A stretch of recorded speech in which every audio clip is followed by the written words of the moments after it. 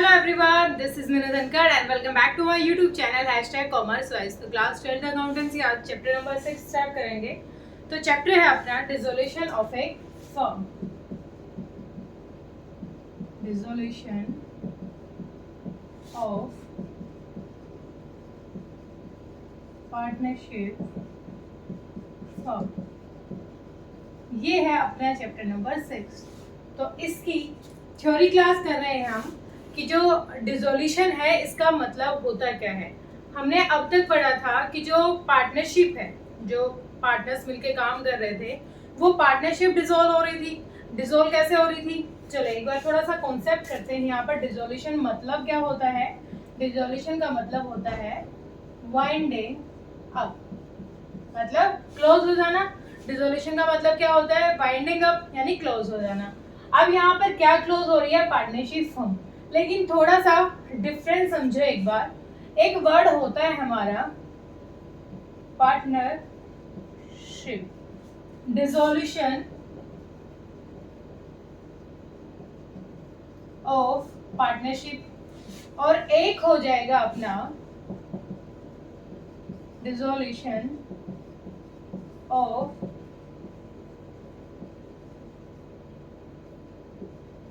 Partnership.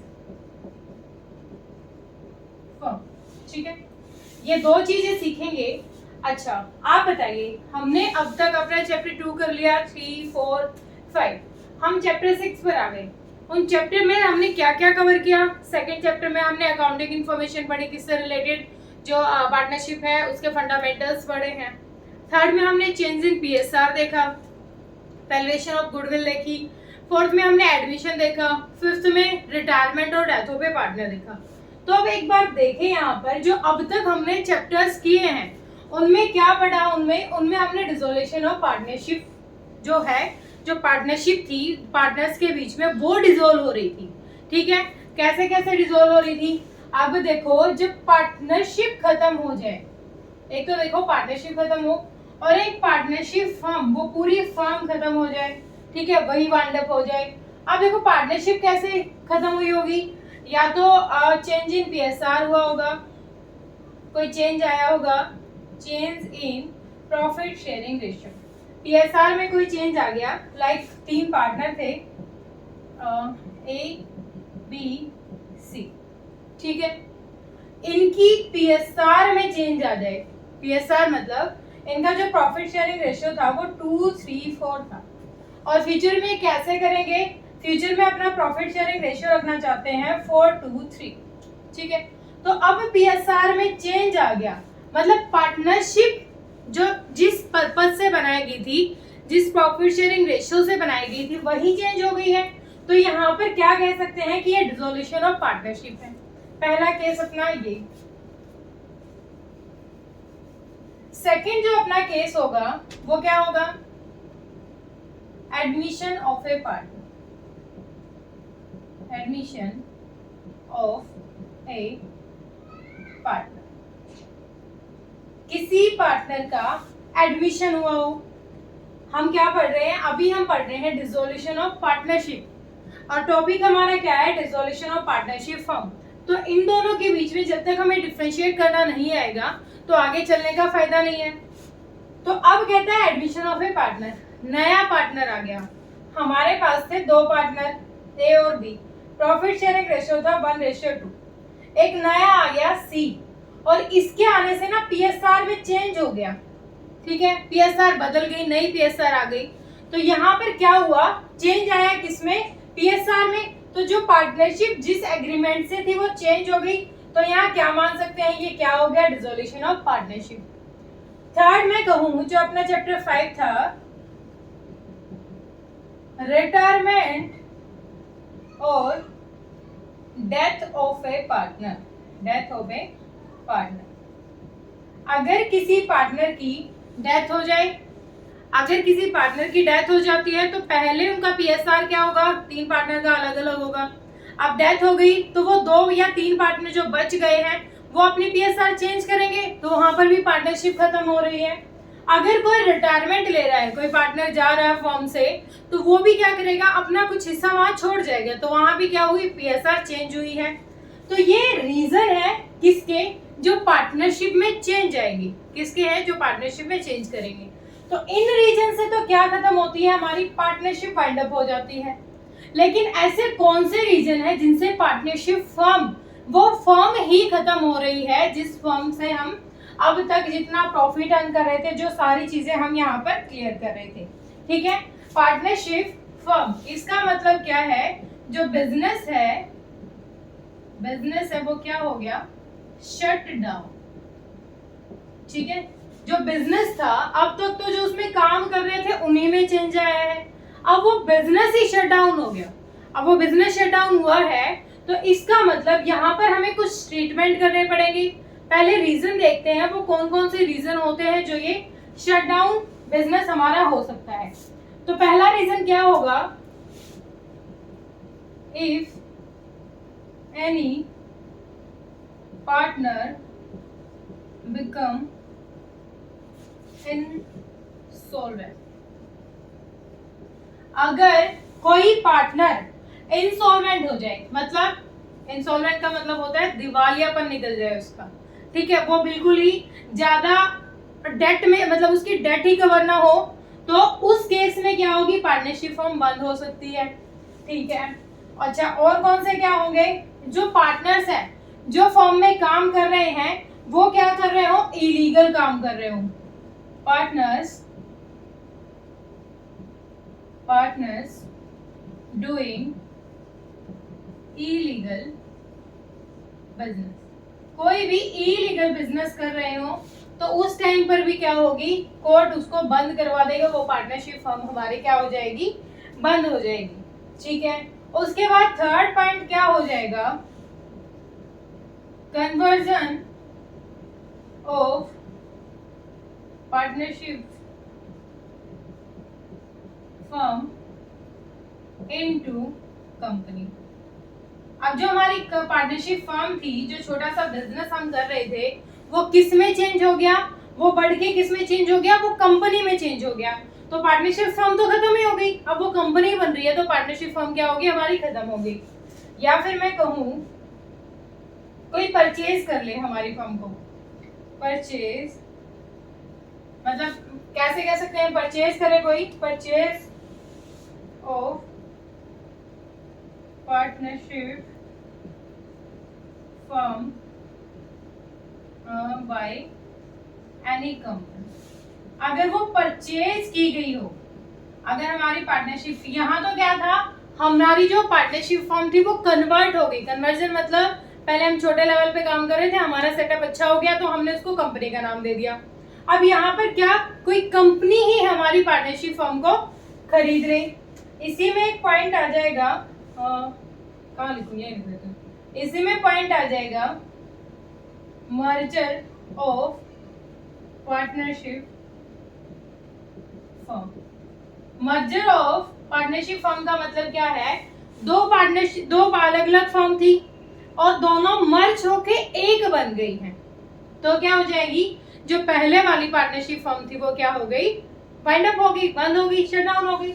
तो ये reason है जब पार्टनरशिप फर्म शट डाउन हो रही है, ठीक है, मतलब वाइंड अप हो रही है।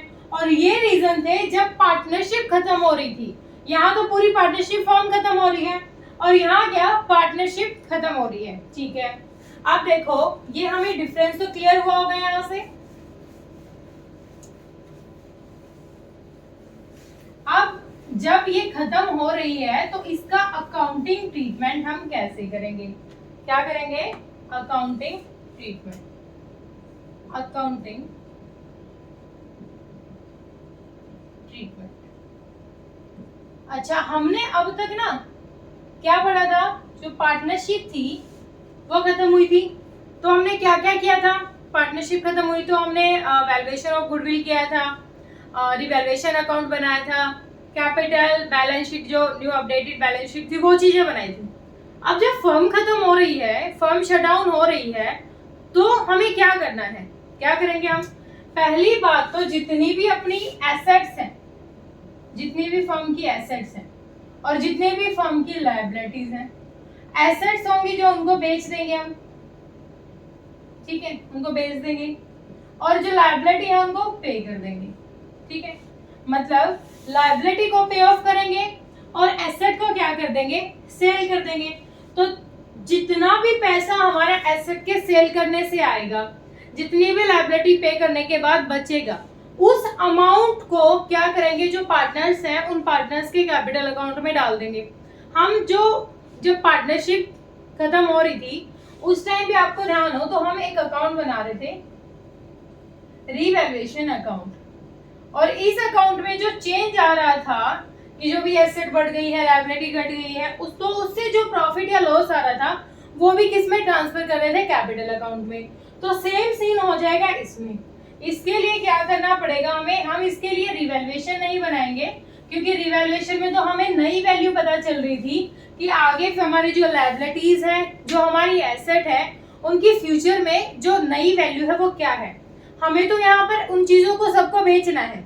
जैसे एग्जांपल लेके चलें, आपने एक पटाखे की शॉप कर ली, मतलब शॉप नहीं, एक बिजनेस किया आपने, 5-6 महीने के लिए बिजनेस किया कि दिवाली तक क्या करेंगे, बेच देंगे, बाद में अपना जो मटेरियल है उसको क्या करेंगे, इधर उधर सेट करके, मतलब जो आपने सामान खरीदा था, मशीन वगैरह थी, उसको भी बेच देंगे।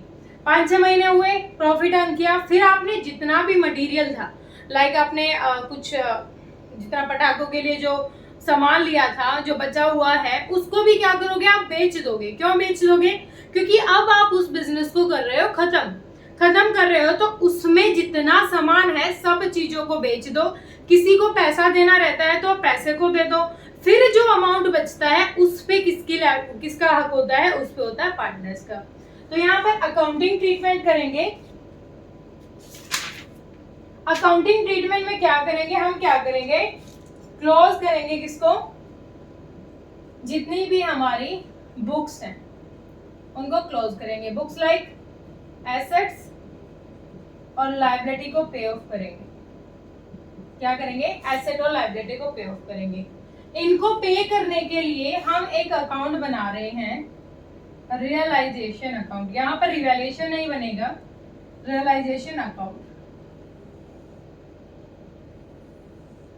ठीक है, क्या बनाएंगे, रियलाइजेशन अकाउंट। ये कैसे नेचर का अकाउंट है, ये है नॉमिनल नेचर का अकाउंट, नॉमिनल। ठीक है, डेबिट क्रेडिट कैसा है, नॉमिनल नेचर का अकाउंट है। और नॉमिनल का रूल हमें क्या कहता है, नॉमिनल का रूल हमें कहता है कि जितने भी एक्सपेंस है, मतलब यहाँ पर फर्म है, ये फर्म के लिए है, पार्टनर के लिए नहीं, फर्म के लिए जो एक्सपेंस है, जो लॉस है, उनको करो डेबिट, और फर्म के लिए जो फायदा है उसको करो क्रेडिट। ठीक है, क्लियर हुआ। रिवैल्यूएशन में सेम सीन था और रियलाइजेशन में भी टाइप तो एक ही जैसा है। वहां पर क्या कर रहे थे, वो वैल्यू लिख रहे थे जो चेंज हुई है। यहाँ पर वो चीजों से बेचने से जो पैसा आया है, या फिर जो लायबिलिटी पे ऑफ की है, जो एसेट हमने बेच दी है, उससे जो पैसा आया, उन चीजों को करेंगे यहाँ पर रिकॉर्ड। सबसे पहली चीज, अगर कोई एसेट हम बेच देंगे, एसेट बेच देंगे, घट जाएगी, ठीक है, तो उसको करेंगे कहाँ पर, डेबिट। ठीक है, एसेट घट रही है हमारी, बेच दी है, उससे पैसा आया, उसको क्या कर देंगे, डेबिट। अगर कोई लायबिलिटी पे ऑफ कर रहे हैं, लायबिलिटी घट रही है, तो उसको करेंगे यहाँ पर। यहाँ से फिर दोनों साइड का जो बैलेंस आएगा, उस बैलेंस से क्या निकालेंगे, चलो इसका फॉर्मेट लगा लेती हूँ। यहाँ पर पहले ही क्या हो जाएगी, बैंक या कैश, बैंक या कैश। कैसे, बैंक या कैश मैंने यहाँ पर क्यों लिखा, क्योंकि जब मैंने एसेट बेची, मेरी एसेट घट गई, तो मेरे पास आया है पैसा। ठीक है, क्या आया है, पैसा। किससे आ सकता है, वो कोई एसेट बेच दी हो मैंने, ठीक है, या फिर दोबारा लिखो इसी को, टू बैंक और कैश अकाउंट, या फिर कोई अनरिकॉर्डेड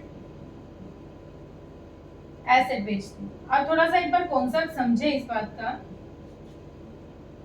इस चीज को समझे एक बार। अगर कोई एसेट रिकॉर्ड ही ना कर रखी हो, ठीक है, पहले हम क्या करते थे रिवैल्यूएशन में कि कोई एसेट रिकॉर्ड ना कर रखी हो तो उसको रिकॉर्ड करेंगे, क्योंकि फ्यूचर में हम उसका फायदा लेंगे। अब यहाँ पर कोई एसेट रिकॉर्ड ही ना कर रखी हो, एक तो वो रिकॉर्ड नहीं कर रखी, ऊपर से उसके बेचने से हमें फायदा हो गया, तो डबल फायदा हो गया। यहाँ पर तो वो एसेट जो रिकॉर्डेड है उसका अमाउंट आएगा, यहाँ पर जो अनरिकॉर्डेड एसेट है उससे हो गया डबल फायदा। पहली चीज तो वो रिकॉर्ड नहीं थी, ठीक है, दूसरा उससे हो गई इनकम। एक तो रिकॉर्ड नहीं थी, रिकॉर्ड होती तो वहां दिखती हमें, ऊपर से आगे इनकम। तो पहली चीज तो यहाँ पर क्या लिखेंगे, जो एसेट के बेचने से पैसा आया है वो। उसके बाद अनरिकॉर्डेड एसेट, ये भी तो पैसा आया है, इनकम ही तो है, ठीक है, अनरिकॉर्डेड एसेट से जो पैसा आया है, ठीक है। थर्ड पॉइंट इसमें हम क्या लिखेंगे, जो भी एक्सपेंस होंगे, मतलब रियलाइजेशन के जो भी एक्सपेंस होंगे, ऐसे सिंपली हम इसको इतना भी लिख सकते हैं कि जितने भी एक्सपेंस है वो लिखेंगे यहाँ पर, और जितनी भी इनकम है वो लिखेंगे यहाँ, ठीक है। उसके बाद जो दोनों साइड का बैलेंस है वो देख लेंगे कि हमारी कौन सी साइड ज्यादा जा रही है, कौन सी कम रह रही है। तो जो साइड ज्यादा हो, अगर ये साइड हमारी ज्यादा है तो क्या हो जाएगा, प्रॉफिट हो जाएगा, और अगर ये साइड ज्यादा है तो क्या हो जाएगा, लॉस। और लॉस क्या होगा,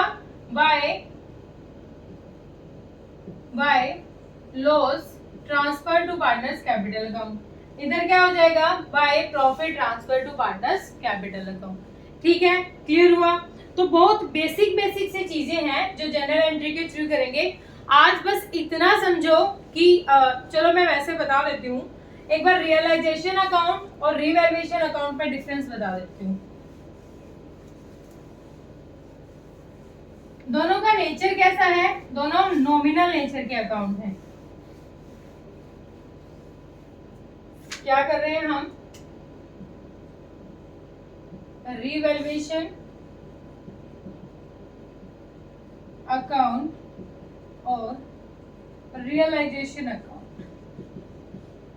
सबसे पहली कॉमन चीज, दोनों की दोनों कैसे हैं, नॉमिनल नेचर के अकाउंट हैं।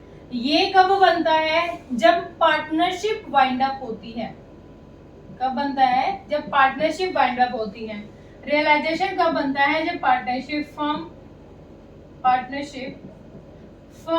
वाइंड अप होती है, ठीक है। बिजनेस शट डाउन हो जाता है, हमारा बिजनेस ही खत्म हो गया है, तो उससे बनेगा रियलाइजेशन अकाउंट, ठीक है। रिवैल्यूएशन, दोनों में कॉमन चीज क्या है, दोनों नॉमिनल नेचर के हैं। दोनों कैसे हैं, नॉमिनल। नॉमिनल का रूल क्या है, एक्सपेंस को डेबिट कर दो, इनकम को क्रेडिट कर दो। रिवैल्यूएशन क्यों बनाया जाता है, जो नई वैल्यू हमें मिली है एसेट और लायबिलिटी की, उसको रिकॉर्ड करने के लिए। लेकिन रियलाइजेशन क्यों बनाया जाता है, रियलाइजेशन बनाया जाता है कि अब हमारे पास जितनी एसेट लायबिलिटी है, लायबिलिटी को पे ऑफ करो, और एसेट से जो अमाउंट आ रहा है, दोनों से बच के जो अमाउंट आता है उसको पार्टनर्स के कैपिटल अकाउंट में ट्रांसफर करो। यहाँ पर हमारे पास प्रॉफिट और लॉस होगा, यहाँ ये तो प्रॉफिट लॉस था, अब इसके बाद जो प्रॉफिट और लॉस आता है उसको कैपिटल अकाउंट में डाल दिया। लेकिन इसके बाद क्या है, फर्म कंटिन्यू हो सकती है, लेकिन पार्टनरशिप रियलाइजेशन अकाउंट बनता है जब हमारी फर्म आगे कंटिन्यू नहीं कर सकते, इसके बाद पार्टनरशिप चल जाएगी, ठीक है। काम दोनों में सिमिलर सा है, ज्यादा अलग नहीं है। इससे क्या निकलता है, प्रॉफिट एंड लॉस निकलता है। उस प्रॉफिट एंड लॉस को कहाँ ट्रांसफर करेंगे, कैपिटल अकाउंट में। लेकिन यहाँ से क्या निकल रहा है, यहाँ से तो वो बस बचा हुआ अमाउंट है जो फर्म हमें दे रही है, मतलब जो बच गया हमारे लिए वो, ठीक है। ये साल में एक दो बार बन सकता है, कभी भी बन सकता है, हमें हमारी जरूरत के अकॉर्डिंग। जब भी PSR में चेंज आया, कोई पार्टनर चला गया, किसी की डेथ होगी, रिटायरमेंट हो गई, ये कभी भी बन सकता है साल में। लेकिन ये एक ही बार बनेगा, कब बनेगा, जब वो पार्टनरशिप फर्म खत्म हो जाएगी, ठीक है, क्लियर हुआ। इसके बाद कहता है कि इनके बीच में एक डिफरेंस क्या है, कि ये बुक वैल्यू और मार्केट वैल्यू के डिफरेंस से बनेगा। मार्केट वैल्यू मतलब एसेट की बुक वैल्यू दिखा दी हमारी 10,000 रुपए, ठीक है, 10,000 रुपए, और उसकी मार्केट वैल्यू हो गई है 12,000, तो 2,000 हमारा प्रॉफिट है। लेकिन जो रियलाइजेशन अकाउंट है ये सिर्फ और सिर्फ बुक वैल्यू पे बनता है, ठीक है। इसमें हमारे लिए मैटर नहीं करती कि मार्केट वैल्यू क्या है, क्योंकि जो बुक हमने जितने रुपए से खरीदी थी, बस वही क्या रखनी है, हमें आगे कंटिन्यू करनी है, ठीक है। क्लियर हुआ यहाँ तक? तो कुछ और खास बातें तो नहीं है, बस हमें क्या ध्यान रखना है कि जब फॉर्म जो हो रही है वो डिसॉल्व हो तो बनाएंगे रियलाइजेशन अकाउंट, क्योंकि इसमें सारी एसेट्स हैं, उनको बेच देंगे, उनसे पैसा आ जाएगा, लायबिलिटी है उनको पे कर देंगे। अच्छा, इसमें एक चीज नई क्या है, इसमें एक जो जनरल एंट्री करेंगे ना, उसमें एक जनरल एंट्री हमारी होगी नहीं। कौन सी नहीं होगी? जैसे कोई एसेट है, वो एसेट किसको बेच दी हो हमने? क्रेडिटर्स को। कोई ऐसी एसेट थी हमारी जिसको हमने क्रेडिटर्स को बेच दिया, तो यहाँ एंट्री करने की जरूरत नहीं, एसेट घट गई, बिक गई और हमारी लायबिलिटी भी पे ऑफ हो गई है, तो यहाँ पर क्या हो जाएगी? No entry. ये थोड़ा ध्यान रखना है। बाकी इसके लिए 1-2 वीडियो और बनानी पड़ेगी, मुझे लग रहा है थोड़ा सा अभी इतना क्लियर नहीं हुआ। बस आपको समझना है क्या है डिसोल्यूशन ऑफ पार्टनरशिप फर्म होता क्या है, ठीक है। और ये कोर्ट के थ्रू भी हो सकता है कि अगर कोर्ट ने कोई नोटिस दे दिया हो, और वैसे भी मर्जी से हो सकता है कि भाई टाइम पीरियड पूरा हो गया हो, हमने यही सोचा था कि 3-4 साल तक कंटिन्यू करेंगे, फिर इसको अपनी को हटा देंगे अपने बिजनेस को, तो क्या पता टाइम पीरियड हो गया हो। तो ये पार्टनर्स की मर्जी से भी हो सकता है और लीगली भी हो सकता है, ठीक है। होप आपको क्लियर हुआ होगा। और बेटा अगर आपको मेरी वीडियोस पसंद आ रही तो प्लीज मेरी वीडियोस को ज्यादा से ज्यादा शेयर कीजिए। Thank you so much.